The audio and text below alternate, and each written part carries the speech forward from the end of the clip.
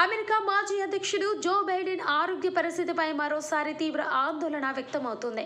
ఇటీవల ఆయన తలపై ఒక గాయంతో మునుపటి కంటే నీరసంగా బడలికతో కనిపిస్తున్న వీడియోలు సోషల్ మీడియాలో కలకలం రేపుతున్నాయి.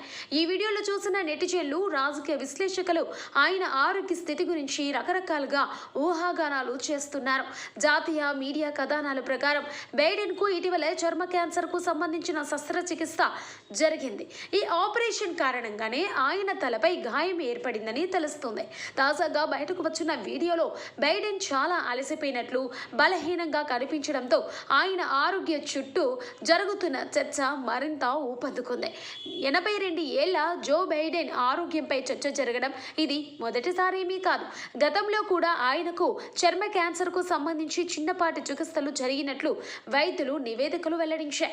అయితే తాజా శస్త్రచికిత్స తీవ్రత, ప్రస్తుత ఆరోగ్య పరిస్థితిపై పూర్తి వివరాలు ఇంకా తెలియరాలేదు.